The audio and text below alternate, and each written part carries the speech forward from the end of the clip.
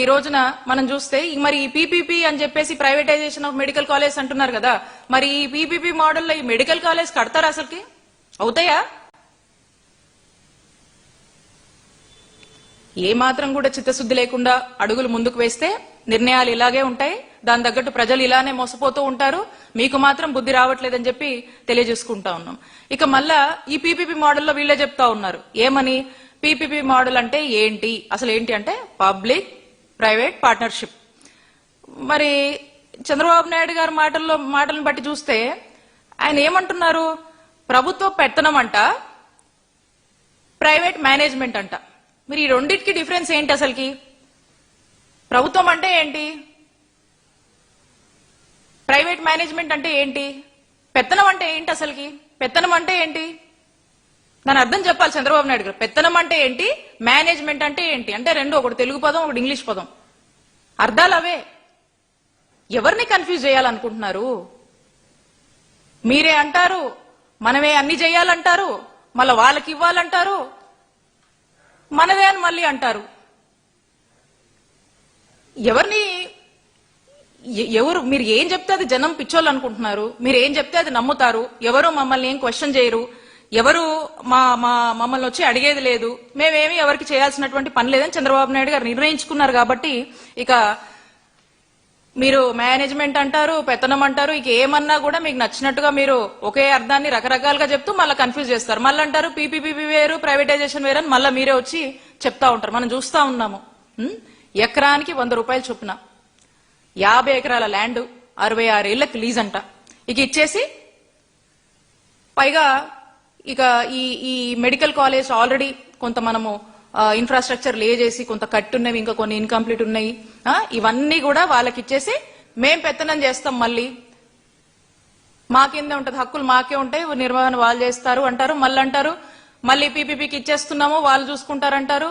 ఏదేదో మీరే కన్ఫ్యూజ్ అయ్యి ఏదేదో చెప్తా ఉన్నారు. ఇవన్నీ చేస్తూ ఈ గవర్నమెంట్ మెడికల్ కాలేజ్ ని మీరు ఒక 5,000 కోట్లు పెట్టి, అప్పుడు ఇప్పుడు ఆల్రెడీ ఫండ్స్ టైప్ కూడా ఉన్నాయి, అవి పూర్తిగా కంప్లీట్ చేయకుండా ప్రైవేటైజేషన్ అని చెప్పి వాళ్ళకి ఎవరికో ఇవ్వాలని చెప్పేసి ఒక స్కామ్ కి తెరలేపారు. మళ్ళీ ఇప్పుడు ఏమంటున్నారు, 2 ఏళ్ల పాటు జీతం కూడా ప్రభుత్వం ఇవ్వాలని చెప్తున్నారు. ఇది ఇంకొక స్కామ్. ఇలా స్కామ్ మీద స్కామ్ చేస్తూ పూర్తిగా మీరు ఈ మెడికల్ కాలేజ్ ని వైద్య ఆరోగ్య రంగంలో ప్రజలకు ఇవ్వాల్సినటువంటి మెరుగైన వైద్య సేవల్ని, అటు డాక్టర్ విద్య చదువుకునేటు అభ్యసించాల్సినటువంటి ఆ విద్యార్థుల ఆశల్ని అందరికీ ఉరేస్తున్నారని తెలియజేసుకుంటున్నాము. ఇలాగా ఇందాక మనం మాట్లాడినట్టు ఇంత బేసిక్ ఫండమెంటల్ రైట్ అయినటువంటి, ఎవ్రీ సిటిజన్ రైట్ అయినటువంటి ఈ రైట్ ని అసలు కాలరాసేటువంటి హక్కు మీకెవరిచ్చారు చంద్రబాబు నాయుడు గారు?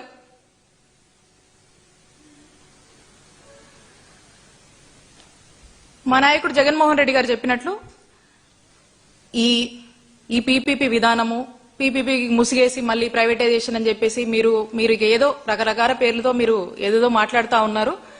ఇవన్నీ కూడా, ఇదంతా కూడా 1,000 కోట్లు చేతులు మారబోతా ఉన్నాయి. మారేటువంటి ఒక బిజినెస్ మోటివే ఈ పీపీపీ ప్రైవేటైజేషన్. కాబట్టి దీని మీద ఖచ్చితంగా కూడా రానున్న కాలంలో దీని మీద విచారణ జరిపించాల్సినటువంటి అవసరం ఉంది, విచారణ జరగాల్సిందే దీని మీద. మా నాయకుడు జగన్మోహన్ రెడ్డి గారు నిన్న స్పష్టంగా చెప్పారు, it is the scams of mother. Definite గా, ఎందుకంటే ఒకదాని తర్వాత ఒక scam, PPP privatisation of medical college అనేది ఒక స్కాము, ప్రభుత్వ మనమే 2 ఏళ్లు ప్రభుత్వం నుంచే అక్కడ ఉన్నటువంటి పనిచేసేటువంటి స్టాఫ్ కి మనమే జీతాలు ఇవ్వాలనేది ఇంకొక స్కాము. ఇలా కంటిన్యూస్ గా మీకు ఆపర్చునిటీ దొరికినటువంటి ప్రతి దాంట్లో కూడా థర్డ్ పార్టీస్ ని ఎంగేజ్ చేయడము, స్కామ్ల మీద స్కామ్ చేసుకుంటూ వైద్య ఆరోగ్య రంగాన్ని పూర్తిగా కూడా కిల్ చేస్తా ఉన్నారు. కాబట్టి ఇదంతా చంద్రబాబు నాయుడు గారి డైరెక్షన్ లో మరి రచించి రూపొందుకున్నటువంటి ఒక భారీ స్కామ్ గా మనం చూడాల్సినటువంటి అవసరం ఉంది. కాబట్టి ఈ స్కామ్ కి ఎవరైతే సూత్రధారులు, పాత్రధారులు ఉంటారో రానున్న కాలంలో మా జగనన్న ప్రభుత్వం వచ్చాక, మా వైఎస్ఆర్ కాంగ్రెస్ పార్టీ అధికారంలోకి వచ్చాక ఖచ్చితంగా వీళ్ళ మీద తగిన చర్యలు తీసుకుంటామని చెప్పి తెలియజేసుకుంటున్నాం.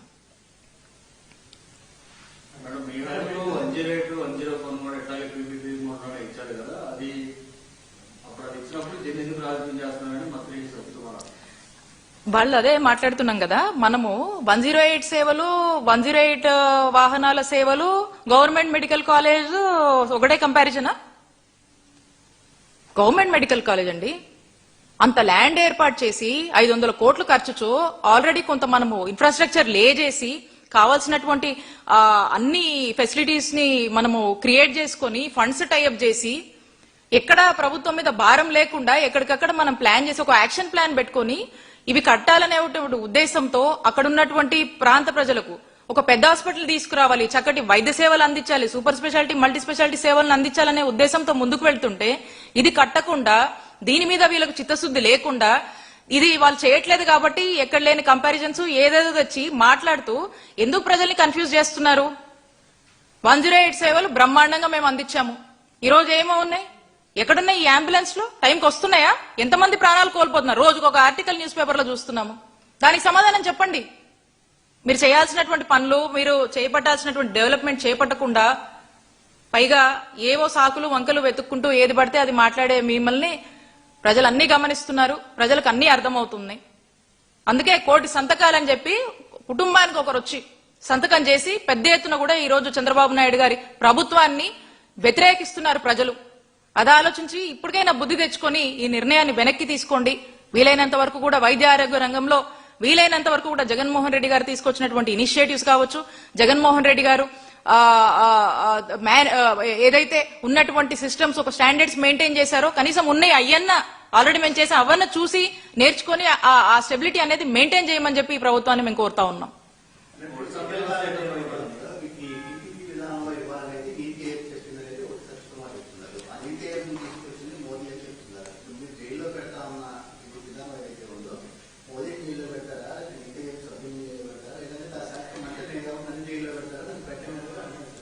మీకు 2 విషయాలు క్లారిటీ ఇవ్వాలి ఇందులో. ఫస్ట్ది, మీరు ఏదైతే పీపీపీ విధానం వాళ్ళు వెళ్ళమన్నారని దాని గురించి నేను మా లాస్ట్ ప్రెస్ మీట్ లో క్లారిటీ ఇచ్చాను. ఏమని, ఆ రాష్ట్ర ఆర్థిక పరిస్థితులు బాగలేక అసలు ఏ మాత్రం కూడా వారు ఖర్చు పెట్టలేని పరిస్థితిలో, వాళ్ళు ల్యాండ్ కూడా అఫోర్డ్ చేయలేనటువంటి పరిస్థితుల్లో, ఖర్చు పెట్టలేనటువంటి పరిస్థితుల్లో, ఇన్ఫ్రాస్ట్రక్చర్ గానీ రిక్రూట్మెంట్స్ గానీ వాళ్ళు చేయలేనటువంటి పరిస్థితుల్లో, ఆ స్టేట్ కి ఆ గవర్నమెంట్ కి వైబుల్ కానటువంటి పరిస్థితుల్లో అప్పుడు పీపీపీ అని చెప్పి ఎవరన్నా ప్రైవేట్ వాళ్ళు వచ్చి వాళ్ళని ఇన్వైట్ చేయండి, అప్పుడు మెడికల్ ఎడ్యుకేషన్ ని పెంచొచ్చు అనేటువంటి ఉద్దేశంతో వాళ్ళు చెప్పారు. అంతేగాని ఇక్కడ ఆంధ్రప్రదేశ్ రాష్ట్రంలో ఉన్నటువంటి ఆల్రెడీ మనం ఉన్నటువంటి ప్రైమ్ ల్యాండ్స్ ఒక 50 ఎకరాల ల్యాండ్ మనం చూసాం, ఫండ్స్ టైప్ అయింది, కొంత ఇన్ఫ్రాస్ట్రక్చర్ లే చేస్తున్నాము.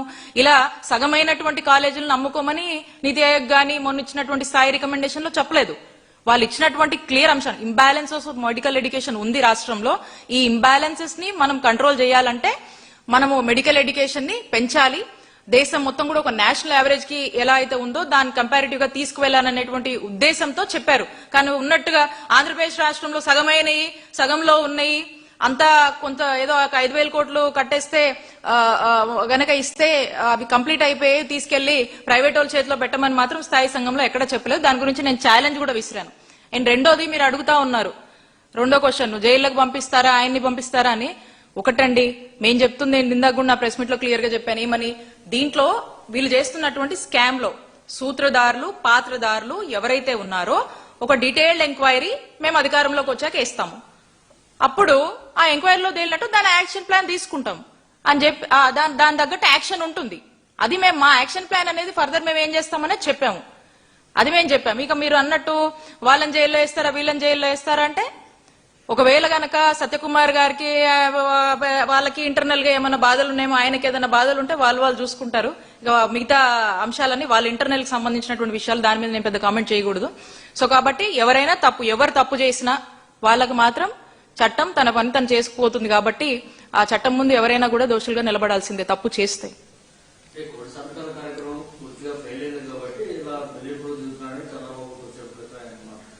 ఎవరు బెదిరిస్తున్నారు, ఎవరిని బెదిరించారు?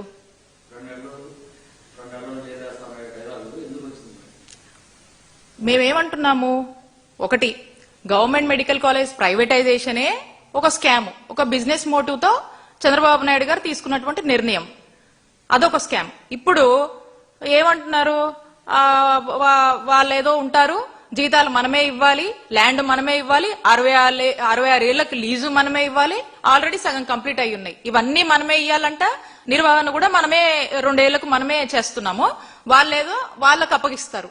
అంటే దీన్ని బట్టి ఏమర్థమవుతుందంటే ఇది కూడా స్కామే కదా, అంత కర్మ ఏమొచ్చింది మనకి.